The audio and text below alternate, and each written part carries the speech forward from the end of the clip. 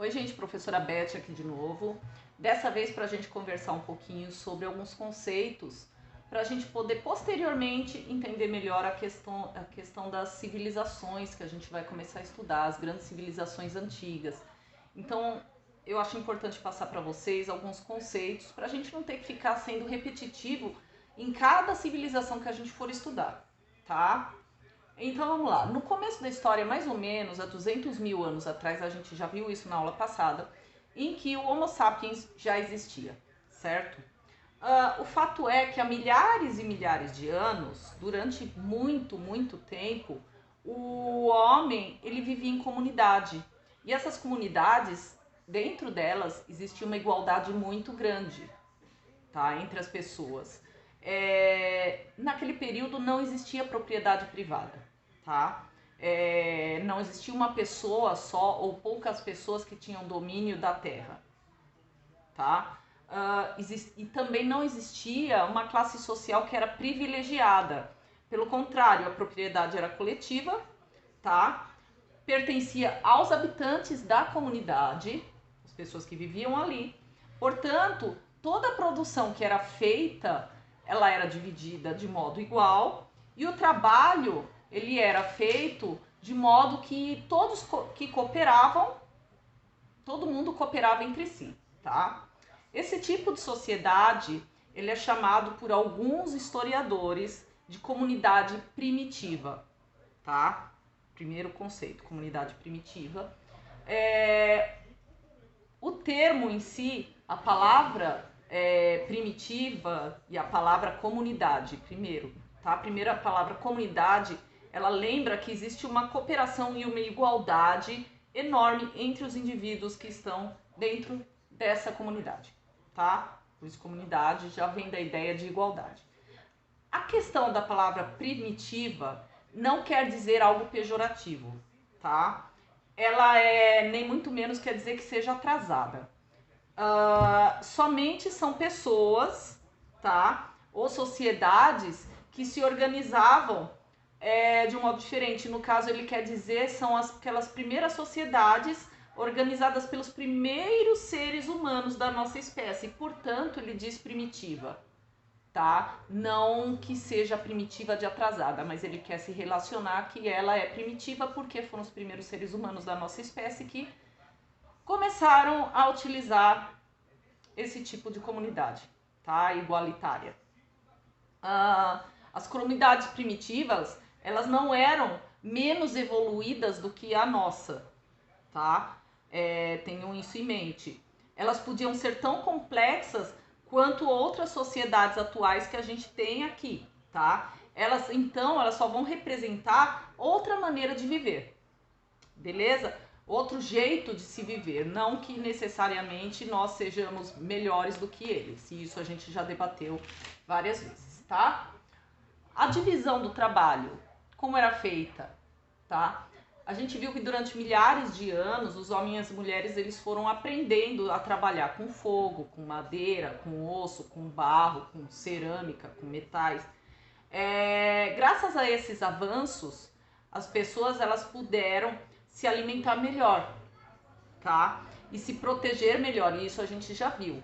A alimentação e a proteção deram chances melhores de sobrevivência e deram chances de aumento da população, tá? Portanto, a população começou a crescer. Por quê? Porque a gente, quando se alimenta melhor, a taxa de natalidade, logicamente, vai cair, as mulheres conseguem se alimentar de um modo melhor, tá? Portanto, a probabilidade de uma criança que está sendo gestada nascer é maior. E com o fogo, caverna, a gente já falou bem disso, certo?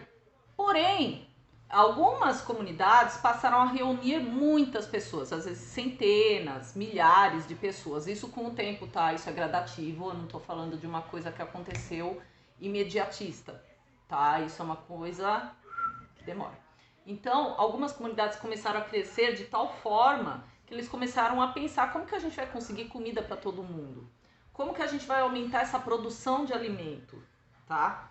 Uma das soluções encontradas foi a especialização do trabalho, Poxa, mas o que é especialização do trabalho, tá?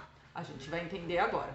Cada grupo de pessoas passou a dedicar parte do seu tempo para uma só atividade, um certo tipo de tarefa. Então, por exemplo, alguns na comunidade se dedicavam só à pesca, outros iam só para caça, outros iam só plantar.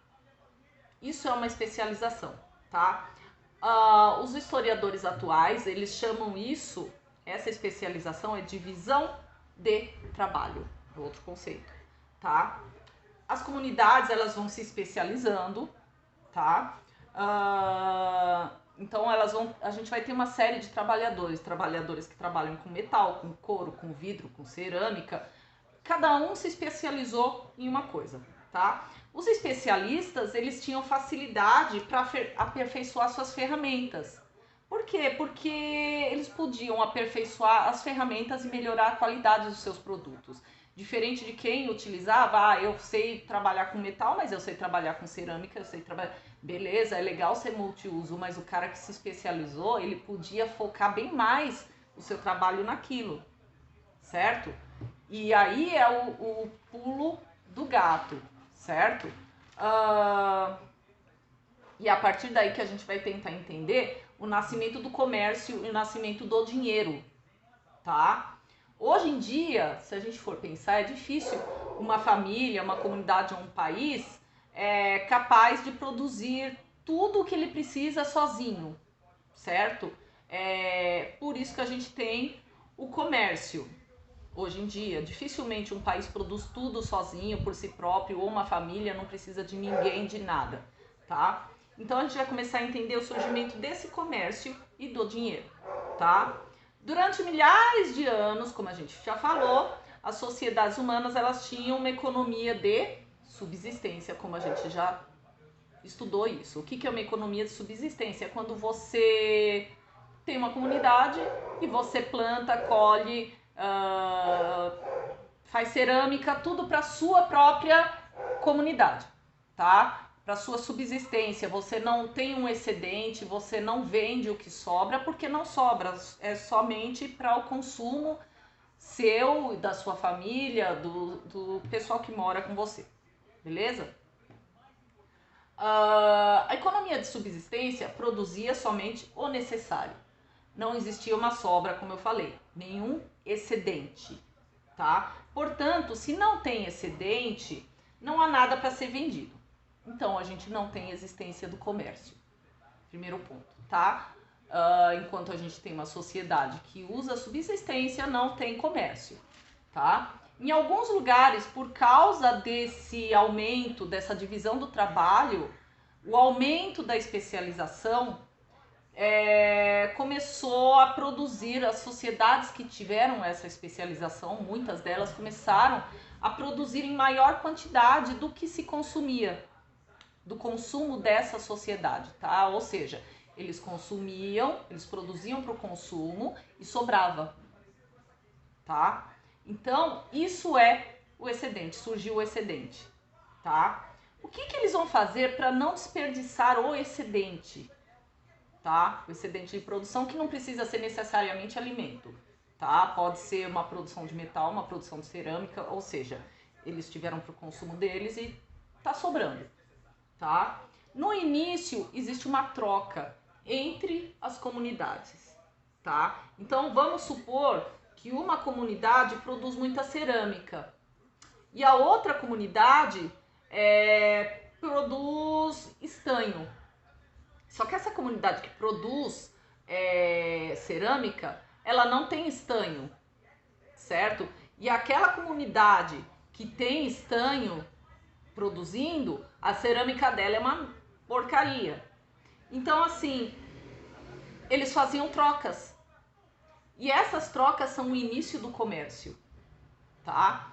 Isso a gente pode chamar, começar a falar, olha, o comércio começou a se ativar, beleza? Só que nem sempre essas trocas são possíveis.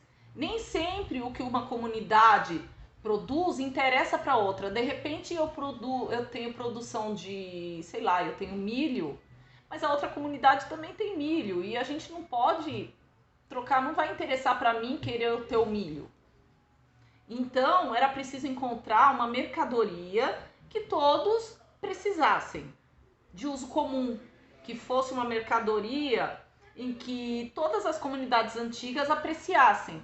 E qual foi essa mercadoria? Os metais preciosos, ou seja, ouro, prata, cobre, eram valiosos para qualquer comunidade, certo?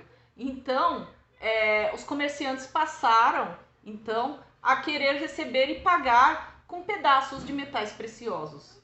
Esses pedacinhos de metais preciosos, que todo mundo aceitava, passou a ser o dinheiro, certo? Então a gente tem a invenção do que seria o dinheiro, certo? Para facilitar o comércio.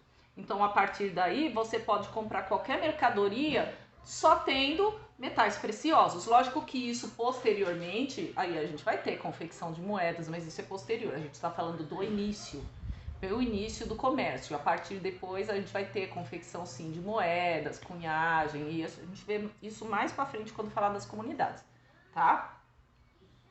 Outro fato, a gente vai falar um pouco sobre os rios e as grandes civilizações.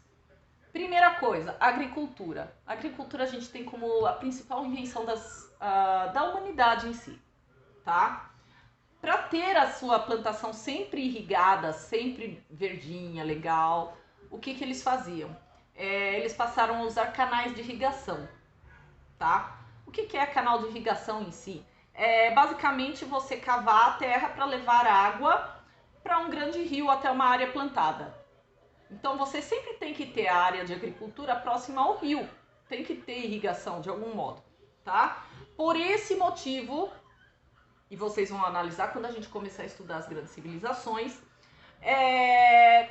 boa parte das civilizações, as primeiras civilizações, elas surgem próximas a rios, como a gente vai estudar posteriormente. Então, Egito, próximo ao rio Nilo, Mesopotâmia, próximo ao rio Tigre, Eufrates, certo? A Índia, também próximo ao rio, a China também. Quase todas as civilizações, o primórdio dela surge em volta de algum rio, tá? Dificilmente vocês não vão ver algo assim. Por quê? Porque a água é essencial tanto para a agricultura quanto para a sobrevivência humana, tá? Construindo os canais de irrigação, a gente vai exigir uma organização do trabalho. E isso exige centenas e milhares de pessoas para trabalhar, certo? Tanto na mão de obra pesada, quanto para trabalhar em conjunto e também planejar o trabalho, certo? Decidir, chegar a um acordo de como isso vai ser feito. A partir dessa organização do trabalho, a gente vai ter o início da separação entre o trabalho intelectual e o trabalho manual, certo? A divisão do trabalho entre o intelectual e o manual, ele vai vir por quê? Porque a gente precisava de pessoas para coordenar o esforço conjunto dos trabalhadores, certo? Seja obra de irrigação, seja construção de estrada, seja o que for. O serviço, a gente sabia que tinha que fazer os canais de irrigação, tem que fazer estradas, mas o serviço ficava mais organizado, tendo pessoas planejando. Então foi uma coisa necessária, tá? Pequeno problema, as pessoas especializadas no trabalho intelectual vão começar a ter muito poder nas mãos, tá? E a gente já vai entender isso melhor. Por que elas começam a ter esse poder nas mãos, tá? É o poder de dizer, de falar que tá certo ou se tá errado, se você pode ou não fazer aquilo, certo? Aos poucos, os trabalhadores intelectuais, eles vão começar a acumular privilégios. Eles vão começar um pouco a ter mais direitos do que as pessoas comuns, já não vão precisar trabalhar mais tão duro, comem melhor, tem mais conforto. E aos pouquíssimos tempos, certo? Demora um pouquinho. As vidas deles começam a se distanciar das pessoas comuns, tá? Os séculos se passam, aqueles especialistas, eles vão começar a se especializar no trabalho intelectual, eles vão aprendendo cada vez mais a respeito sobre a organização das obras, certo? E a como comandar as pessoas. Então, eles adquiriam conhecimentos que os outros não tinham. E para ajudar um pouco mais, o que eles faziam? Eles não transmitiam o conhecimento deles para qualquer pessoa. O conhecimento acabou sendo transmitido hereditariamente. Ele era transmitido só para os seus filhos, de modo hereditário. Então, o poder de pensar e dar ordens, ele passa somente para a própria família.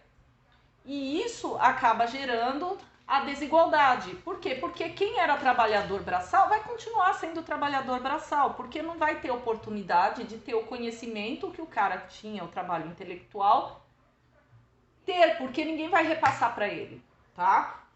Só que atenção, antes, as pessoas que eram escolhidas para fazer esses trabalhos de coordenação intelectual, bem no início, elas eram escolhidas pela comunidade porque se mostravam mais capazes, tá? E não tinham vantagens nenhumas por exercer essa função. Isso foi uma coisa que foi ocorrendo de modo gradativo, tá?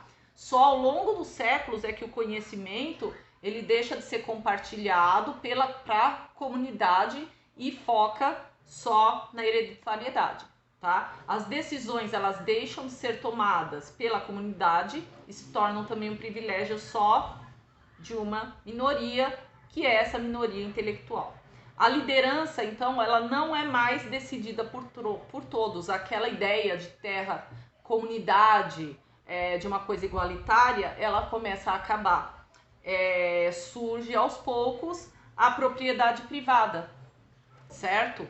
Ao pouco a gente tem o surgimento da propriedade privada. Como consequência, a gente vai ter o surgimento das classes sociais, isso já está lógico quando eu expliquei. Então a gente tem famílias e aldeias, elas começam a se diferenciar pelas riquezas, pela produção de riquezas.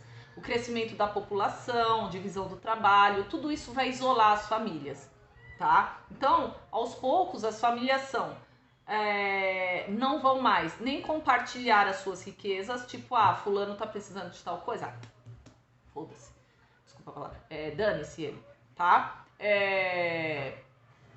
Não tem mais problema nenhum, o problema é dele, se ele não tem riqueza, ele que trabalhe.